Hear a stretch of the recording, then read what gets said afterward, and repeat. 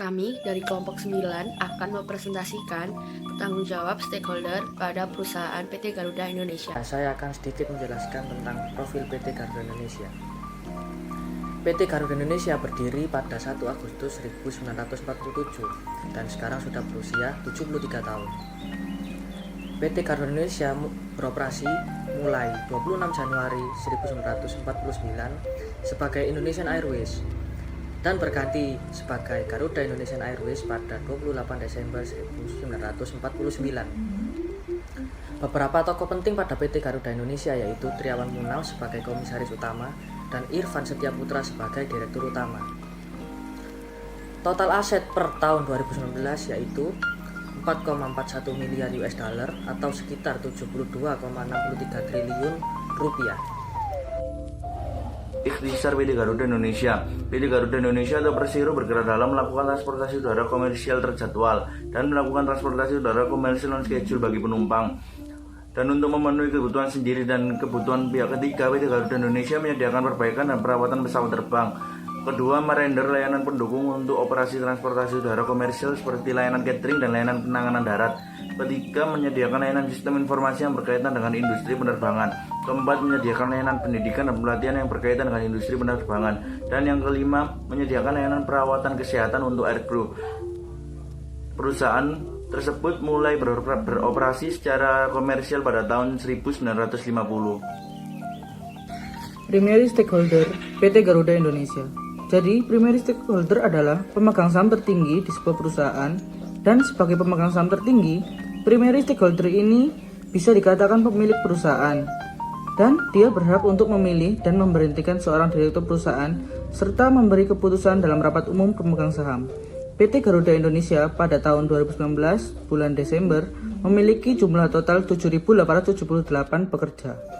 Kita akan masuk pada komposisi Dewan Komisaris. Yang pertama yaitu Presiden Komisaris Triawan Munaf, selanjutnya Komisaris Independen Zanuba Arifah, Komisaris Independen Chairul Tanjung, Presiden Direktur Irfan Setiaputra, Direktur Tupan Manumpak Utapea, Direktur Fuad Rizal, Direktur ADR Susardi, Komisaris Peter F. Gonta, Komisaris Independen Elisa Lumbatoruan, Wakil Presiden Direktur Doni Oksaria, Direktur Rahmat Hanafi, Direktur M. Rizal Parevi, Direktur Arya Perwira Dilaksana, Presiden Komite Audit Elisa Lubantoruan. Struktur organisasi. Poin pertama, manajemen atas. Nah, manajemen atas di dalamnya terdapat direktur utama. Nah, tugas direktur utama ini adalah mampu mengendalikan dan memimpin perusahaan untuk mencapai tujuan. Nah, direktur utama ini dibagi menjadi 7 bagian. Itu yang pertama, direktur layanan. Nah, direktur layanan ini bertugas untuk mengendalikan sarana dan prasarana pelayanan umum secara efektif dan efisiensi. Selanjutnya yang kedua, direktur pemasaran dan penjualan bertugas untuk mengelola dan mengoptimalkan upaya pemasaran dan penjualan produk-produk yang dihasilkan perusahaan sesuai dengan perencanaan dan strategis perusahaan. Selanjutnya yang ketiga, direktur teknik pengelolaan armada. Nah, ini bertanggung jawab dengan perihal pengelolaan armada. Selanjutnya yang keempat, direktur operasi. Nah, ini mempunyai tugas untuk menyiapkan bahan perumusan kebijakan di bidang pengawasan operasi pesawat udara dan personel kesehatan penerbangan. Dan yang kelima, direktur keuangan. Nah, ini mempunyai tugas yaitu mampu menggeneralisasikan bidang keuangan dan memimpin kinerja keuangan dan perusahaan. Selanjutnya yang keenam, direktur sumber daya manusia dan umum. Ini mempunyai tugas untuk mengkoordinasikan perumusan perencanaan dan pemberdayaan pegawai sesuai dengan kebutuhan dari perusahaan dan juga menyelenggarakan sistem informasi sumber daya manusia dalam suatu database kepegawaian. Terus kemudian yang ketujuh, direktur strategis pengembangan bisnis. Ini memiliki tujuan untuk melakukan usaha pengembangan produk-produk telekomunikasi baik produk sentral terminal secara efektif dan efisiensi. Nah, poin terakhir yaitu mengenai manajemen bawah. Secondary stakeholder adalah mereka yang terkena dampak atau terpengaruh secara tidak langsung dari tindakan yang dilakukan organisasi. Stakeholder secondary PT Garuda Indonesia adalah pemegang saham. Di sini bisa dilihat siapa saja pemegang saham PT Garuda Indonesia.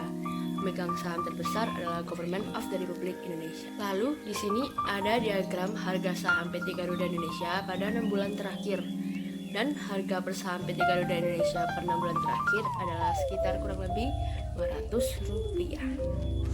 Penanggung jawaban sistem tata kelola di PT Garuda Indonesia atau Persero. Tata kelola di PT Persero dibagi menjadi 3, yaitu keseimbangan kepentingan stakeholder, peningkatan nilai pemegang saham, pertumbuhan dan keuntungan. Yang selanjutnya ada organ pendukung dan organ utama. Organ pendukung dibagi menjadi 5, yaitu komite komisaris, internal audit, corporate secretary, komite direksi, unit kerja lainnya.